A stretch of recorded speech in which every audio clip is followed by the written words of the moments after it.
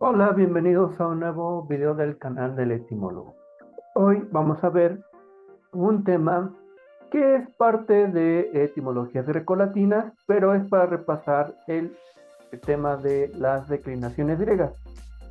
Antes de empezar, debemos recordar que las declinaciones griegas son casi lo mismo que las declinaciones latinas. Tanto el griego como el latín van a compartir ese sistema de declinaciones, pero vamos a dar un repaso o una breve introducción de lo que son las declinaciones griegas. Bueno, comencemos. ¿Qué es? Vamos a empezar a recordar qué es una declinación. Una declinación, como está en mis blanquitas, es el conjunto de casos de una palabra, que era un caso. Debemos recordar que un caso es una función sintáctica que tiene una palabra dentro de una oración. Ajá. Entonces, una declaración, conjunto de casos de una palabra. Ajá. ¿Por qué? Porque una palabra, dependiendo de su caso, va a tener una función sintáctica. Según determinados patrones, en griego hay tan solo tres declinaciones, muy importante. En latín había cinco, en griego solo hay tres, pero son más complejas. Aquí no nos vamos a detener tanto en ver cada uno de los casos, y alfa puras, y de eta. No, lo que nos importa es conocer cuántas declinaciones había y empezar a identificarlas. ¿Qué es el enunciado sustantivo? Tanto en latín como en griego van a tener el mismo sistema de enunciado. ¿Y cómo es? Primero vamos a ver el nominativo singular. Cuando nosotros busquemos en un diccionario de griego o de latín, nos va a aparecer el enunciado primero en nominativo singular. ¿Para qué? ¿Por qué nominativo singular? Para que conozcamos cuál es la palabra tal cual. Y luego tenemos el genitivo singular. Recuerda entonces, un enunciado es con nominativo singular y genitivo. Pero ¿por qué con genitivo? ¿Por qué tiene que estar el genitivo? Porque el genitivo nos va a dar la raíz de la palabra. Ajá. A partir de la raíz de la palabra, vamos a crear palabras nuevas. Y esto es importante para la creación de neologismos. Y tenemos el ejemplo de la palabra logos, logo. Si te das cuenta, tenemos aquí nominativo, logus, y después tenemos logo. ¿Ah? Es tal cual, es muy fácil, ¿no? ¿Cómo se da un enunciado griego? Nominativo y singular. Nominativo singular y genitivo singular. Vamos con la siguiente palabra. ¿Qué es el enunciado sustantivo? ¿Por qué es importante? Conocer el enunciado sustantivo es imprescindible saber a qué declinación pertenece. ¿Cómo vamos a ver? Ajá. Bueno, es para eso. Primero nos va a decir a qué declinación pertenece. Dep- ¿Y cómo vamos a saber a qué declinación pertenece? Por el genitivo. Luego, también es importante estar familiarizados con el enunciado, ya que el genitivo también es el que nos permite recuperar el tema, que es igual a la raíz de un sustantivo, como iremos viendo conforme llegue la ocasión.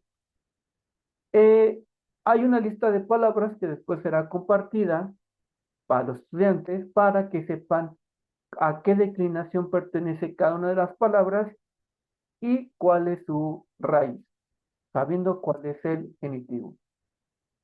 ¿Cómo saber la declinación de un sustantivo? Bueno, ¿cómo saber la declinación de un sustantivo? Fácil. Vamos a ver estos pasos. Hemos de mirar la forma del genitivo singular. Recuerda que el genitivo es el segundo término. El segundo término, cuya terminación será la que nos diga a qué declinación pertenece ese sustantivo. La cuestión es algo más complicada en latín. Aquí sí hay más cuestiones de lingüística, tienen que ver con cosas de fonemas, pero igualmente es un método inequívoco. Dices, el segundo término es el genitivo y ahí nos va a decir cuál es la declinación. Puede o no haber acento en la terminación, eso es algo que no importa. La primera declinación nos va a decir que termina en alfa sigma o en eta sigma, ¿no? Tú vas a decir, primera declinación, alfa sigma o eta sigma. En U si es masculino. Eso es muy importante. En U si es masculino. Entonces, tendrías que tener una palabra que diga cardía y que termine en U, cardiu, pero es muy poco, son muy pocos comunes porque la primera declinación, la mayoría son femeninos. Y si son masculinos, tienen que ver con profesiones. Segunda declinación, termina en genitivo en este diptongo, que se pronuncia como U, omicron Y, U. Como lo hemos visto con la palabra logos, logu, pues sabemos que la segunda terminación, esa palabra pertenece a la segunda declinación. Y por último tenemos la tercera declinación. Tenemos os y va a terminar en us. Aquí tenemos omicron sigma, omicron y sigma y más raro en os, omega y sigma. Pero va a ser muy, muy común que aparezca, aunque diga más raro, pero sí va a haber muchos sustantivos con esa terminación, aunque se les va a agregar también una epsilon. Pero vamos, eso ya se verá con más calma. Los casos en la declinación griega. Debo recordar que los casos son las funciones sintácticas que hace una palabra dentro de la oración. Ok, pero ¿cuál es la diferencia entre latín y griego? En latín vamos a tener 6 casos, ¿no? Nominativo, genitivo, dativo, acusativo, vocativo y ablativo. Pero en griego, ¿qué tenemos? Solamente 5 casos. Nominativo, que es el sujeto; genitivo, que es el complemento nominal; dativo, que es el objeto directo; el acusativo, que es el objeto directo; y vocativo es el sujeto interpelado. Entonces, ¿por qué no hay un ablativo? Porque en griego el genitivo va a tener esas funciones de complemento circunstancial, a diferencia del latín que el ablativo eran las, los complementos circunstanciales de tiempo, modo e instrumento. El griego tiene 3 géneros, igual que en latín: masculino, femenino y neutro. El griego tiene 3 números: singular, plural y dual. En latín nada más teníamos singular y plural, pero cuando en griego vamos a tener este famoso número dual. ¿Cuándo utilizamos el dual? Solamente en cosas que van en pares. ¿Cómo en cosas que van en pares? Ojos, orejas, fosas nasales, brazos, extremidades, gemelos. Es cuando utilicemos el dual. Esto tiene que ver más cuando tú aprendes griego.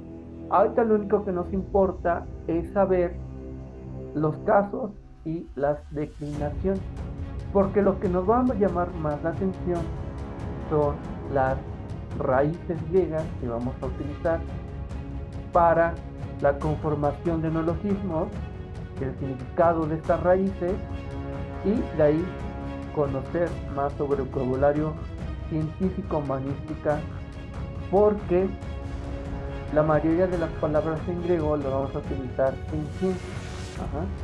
Es por eso importante. Bueno, y hasta aquí llegamos. Esto fue el tema de hoy de las declinaciones griegas. Un tema fácil, sencillo, al cual no vamos a abordar más porque no estás aprendiendo griego. Estás aprendiendo lo básico para entender la etimología de las palabras. Y que es la parte de la lenguaje. Bueno, entonces este fue por el día de hoy. Si te sirvió este video para tu materia de etimologías, pues más dale compartir, suscribirte y comentar qué te parecen las etimologías. Nos vemos en el siguiente video para conocer las raíces comunes. Vamos a ver cuáles son las raíces griegas más comunes. Así que nos vemos en el próximo video. Adiós.